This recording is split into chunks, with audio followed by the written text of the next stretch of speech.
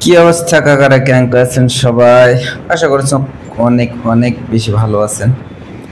আমিও তোমার দোয়াত ভালোই আছো। তো ক্ষমতার অপব্যবহার মানুষ ক্যাঙ্কা করে করে, কিংবা ক্ষমতার সুবিধা মানুষ ক্যাঙ্কা করে নেয়, আজ এই ভিডিওটা তোমাকে আমি দেখাম। তো অবশ্যই ভিডিওটা শেষ পর্যন্ত দেখতে নাকবি। আর যারা এখনো পর্যন্ত আমার ফেসবুক পেজটা ফলো দেন নাই তারা অবশ্যই ফলো দিবেন। আর ইউটিউব চ্যানেল দেখে থাকলে তারা অবশ্যই ইউটিউব চ্যানেলটাকে সাবস্ক্রাইব করে দিবেন। আর ভিডিওটা ভালো লাগলে তো অবশ্যই শেয়ার করে দিবেন। এই জায়গাটা জাম না গেছে, ঢাকা শহরত গাড়ি চালে শান্তি নাই, মিশছে না চলাতেই মিশছে না, জাম নাগে কেন মনের সুখে টানাও যায় না। এই বাসটা সিএনজি চাপা দিল। আরে আরে শালা কানা ড্রাইভার নাকি রে? এই ড্রাইভার, এই শালা তুই লুকিং গ্লাস দেখিস না ডানে বামে কি আছে না আছে? সিএনজি ওয়ালা তোর মার শালা, ধর ধর, দেখে শুনে নাকে দেয় শালা। যাই হোক, তর্ক বিতর্ক করুক, ওরা মারামারি করুক, আমি মারামারি আগে পাশেও নাই। আমি সবসময় খাওয়ার আগে, মারামারির পরে।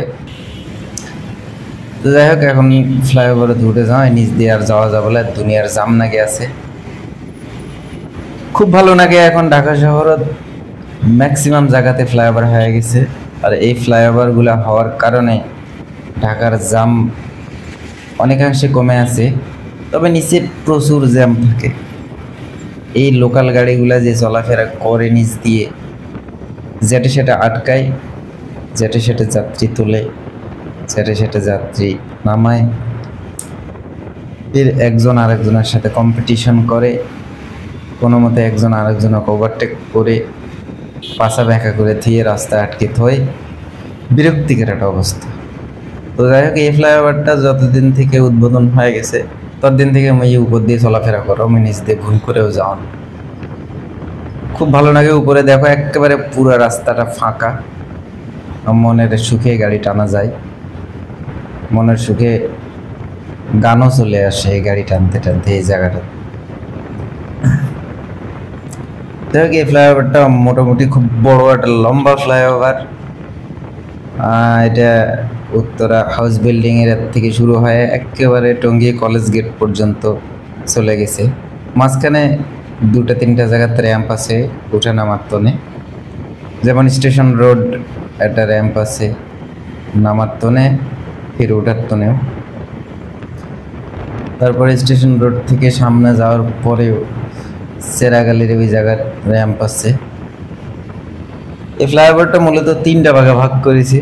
ওই যে আগের একটা ভিডিও তোমাকে কোসনু যে এয়ারপোর্ট থেকে গাজীপুর পর্যন্ত রাস্তাটা পুরো তিন ভাগ করে ফেলেছে। মধ্যের ভাগত স্পেশালভাবে কি গাড়ি চালাবে আজও পর্যন্ত আমার চোখত পড়ে নাই। এই যে বাঁ পাকে যে র্যাম্পটা নামে গেছে, এটা স্টেশন রোডত নামে গেছে। তো দেখো রাস্তা কত ফাঁকা ফ্লাইওভারের উপর, অথচ নিচের দিকে কি পরিমাণ জ্যাম, মানে তোরা নিচ দিয়ে না গেলে কল্পনা করতে পারবে। বা ডিসকভার 125 দেখি ওর সাথে রেস খেলাছে। যাই হোক, মুই রাস্তাঘাটত রেস খেলাও না, তুই যাস না আগে ভাগে, মুই ধীরে সুস্থে যাও, মূলত তাড়া নাই মরার তনে। কারণ দুনিয়ার যত গুণা যত পাপ করিস বলে আল্লাহর কাছে ক্ষমা চায়া তওবা তাগিদ করে তারপরে মরবা চাও। এত মরার তাড়া নাই, মরবা তো নাকবি আজ হোক কাল হোক। কেন তওবা তাগিদ করে গুনাহ মাফ নিয়ে আল্লাহর কাছ থেকে মাফ নিয়ে তারপরে মর, এইটাই মোর আশা, এটাই মোর চিন্তা ভাবনা। খুব সুন্দরভাবে আনো অ্যাডবির সামনে গাড়িগুলো আটকে আজকে এই জায়গাটা একটা র্যাম্প বাঁ পাকে নামে গেছে। তে মুই নামম উপর দিয়ে যাম, কিন্তু উপরটা হলো সিঙ্গেল একটা ফ্লাইওভার, 2 লেনের ফ্লাইওভার। কি আছে এটা? ও মামু, এটা আটকে তুছে কে রাস্তা? ও মামু, রাস্তা আটকে তুছেন কেন? কি আছে, কি সমস্যা? এটা ওয়ান ওয়ে করে দিলে নাকি আল্লাহ জানে। নামে গেলে মনে হয় ভালো হলো হয়, কিন্তু না, নিচে এটা প্রচুর জাম লাগে আছে, নামা যাবো লাই 10 মিনিট দেরি হলে এটাই দেরি হোক, এটাই খাড়া হয়ে থাকি। দেখা যাক মামু কতক্ষণে ছাড়ে। এই রাস্তাটা সচরাচর আটকায় না, এটা সিঙ্গেল রোড হলেও 2 লেনের রোড হলেও গাড়ি আসা যাওয়া দুটাই করে, কিন্তু হঠাৎ করে গাড়ি আটকে তুলি কেন বুঝবা পারছো না। মামু কি সমস্যা, গাড়ি আটকে তুছেন কেন? মামু খালি কাছে যে 5 মিনিট আর থামো, 5 মিনিট আর থামো। এই যে বন্ধুরা বিরক্ত হয়ে বাম পাকে নামে যাচ্ছে, কিন্তু দুঃখজনক ব্যাপারে আমি নামবো নাও, কারণ নিচে নামলে জামত পড়ব মোর বিশ্বাস, তাই এটা খাড়া হয়ে থাকায় শ্রেয়। সন্ধ্যার আগ মুহূর্ত, এটি কার গাড়ি আসছে? ও, এটা তুই স্পট দিয়ে কাক বানিয়ে আসছো বিয়ে। শালাই আমার তো নেই, আমাকে এতক্ষণ ধরে আটকে তুছে, প্রায় 15-20 মিনিটের মতো আটকে তুছি, এখন ছেড়ে দিলি। দেখো খালি কি চিন্তাধারা, সাধারণ মানুষ রাস্তাতে আটকে থাকে জ্যামের মধ্যে, গরমের মধ্যে, এমন কোনো চিন্তাধারা নাই। এরা এসি গাড়ির ভিতর থাকেও এমার তো আধা ঘন্টা আগের থেকে রাস্তা ক্লিয়ার করে থুবা লাগে। হায়রে দেশ আমার, হায়রে কপাল আমার, কপালওয়ালার কপাল আর মুরগিওয়ালার ডিম। যাই হোক, কিচ্ছু করার নাই, এটা বাংলাদেশের একটা কমন বিষয়। আর হারা বাঙালিরাও এলা শয়া শয়া অভ্যস্ত হয়ে গেছি, সো এলা বিষয় নিয়ে আমার কথা বেমানান।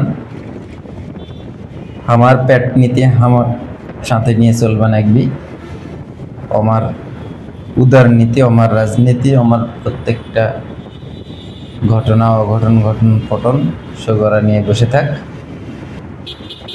হারা হারা আমার বাড়ির যাই, বাড়ির যায়। কাকা না সাইড দাও, সাইড দিবেন না থেকে আমার ডান ফাঁকে জায়গা নেই। তো যাই হোক, এটাই হলো বাংলাদেশের অবস্থা। আর হারাও এঙ্কাই বাসে থাকবো, এঙ্কাই আমার বাসে থাকবো নাকবি। তো ভিডিওটা কেমন লাগলো অবশ্যই কমেন্টসত জানাবেন, ভালো লাগলে অবশ্যই ভিডিওটা শেয়ার করে দিবেন, আর পেজটা তো অবশ্যই ফলো করে দিবেন।